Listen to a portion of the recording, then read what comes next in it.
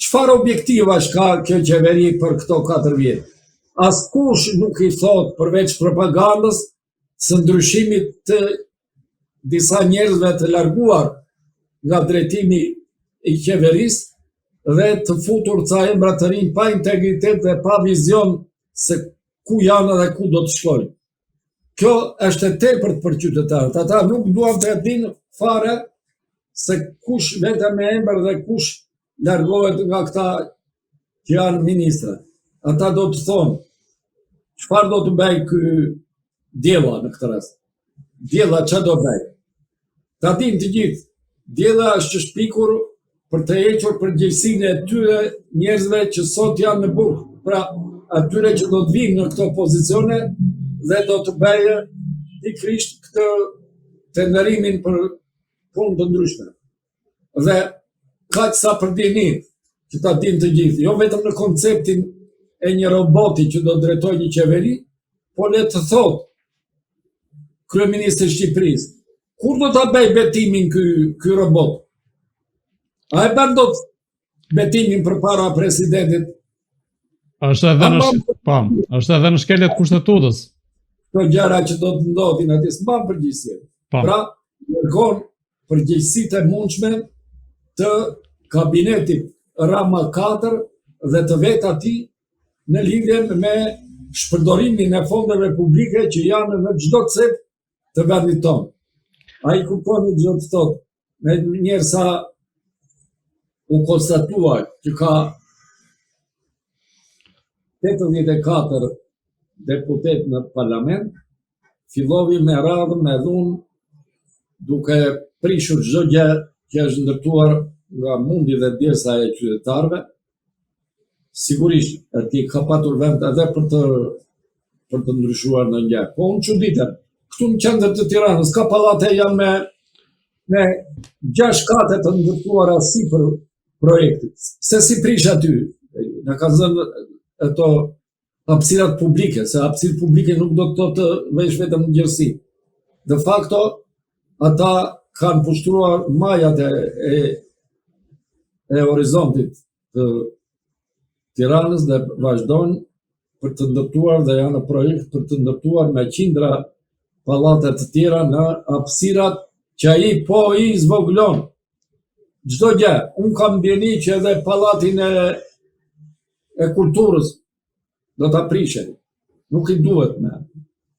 Nuk I duhet, ai shikon gjithmonë më tepër për të zvogluar atë vizionin edhe mundësinë që shqiptarët të jetojnë këtu. Nuk I jep më mundësi për të jetuar shqiptarëve këtu, edhe pensionistëve. Do të thotë që për 5 vjet që pretendojnë ai të bëjë 200 euro, 40 deri në 50% të këtyre që sot marrin pension të mos jenë më në këtë botë. Pra, nga seleksionimi natyral, por edhe nga ndikimi I qeverisë së keqe, të qeverisë Rama, të mos jetojnë, sepse janë të pa ushtryer mirë, janë të pa kuruar mirë, janë me stres të tepruar me këto veprime dhe e kryeministrit dhe qeverisë të tij, dhe rrjedhimisht do të ketë vdekje më të parakohshme se sot.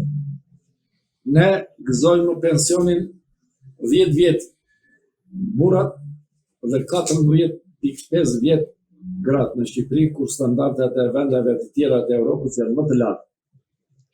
Duke ditur, njëkohësisht që marrin edhe një pension në një moshë më të rritur ata. Pra, ka vende që kanë 66 vjet, 67 vjet. Bile, Danimarka o diversionin dhe mundësinë që pension të dalin në moshën 71 vjet. Ndërsa ne e kemi 65 vjet për burrat dhe sot 61 vjet dhe 10 muaj për gratë. Kështu nuk vjet në Europë.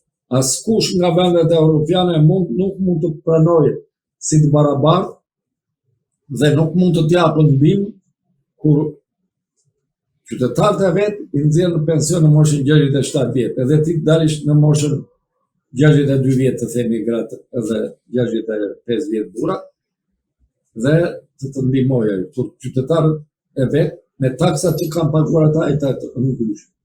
Këtë të harrojnë, askush nuk do t'jetë i tillë. Por, sigurisht, kur vjesh përpara përgjegjësisë reale dhe merr përsipër reforma reale, jo virtuale, dhe jo për të shkruar ca letra atje dhe mbusha unë 33 kapitull edhe plotësova kushtet. Jo, Europa kërkon pikërisht atë përmbushjen e atyre detyrimeve që ka Shqipëria.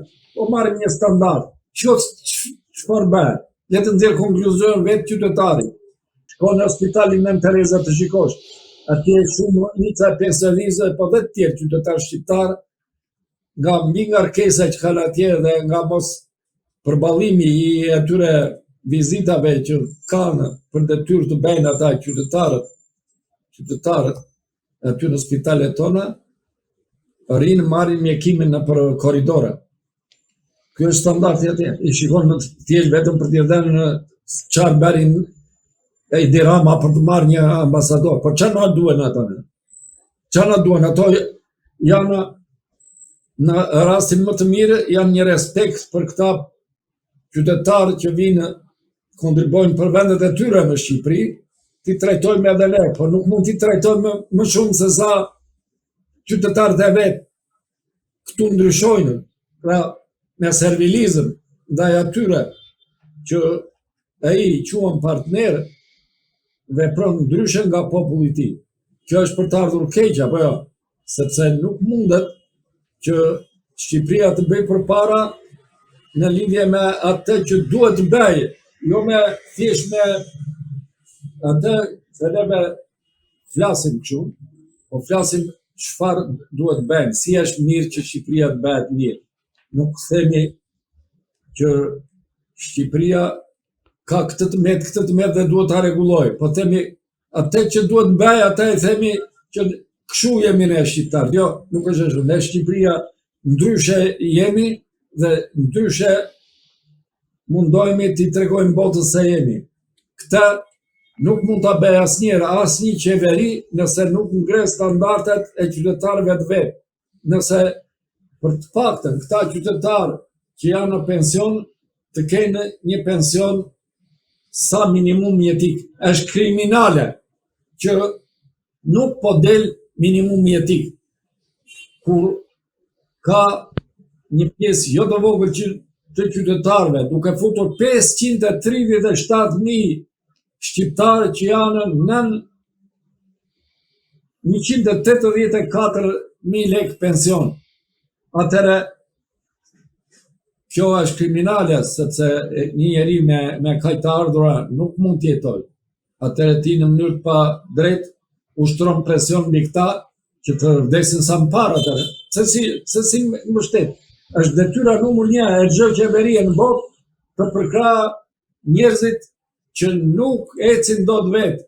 Jo thjesht me kontributet e sigurimeve shoqërore, pa është në planin e saj që duhet t'i trajtojë qytetarët e vetë duke shpallur minimum jetik.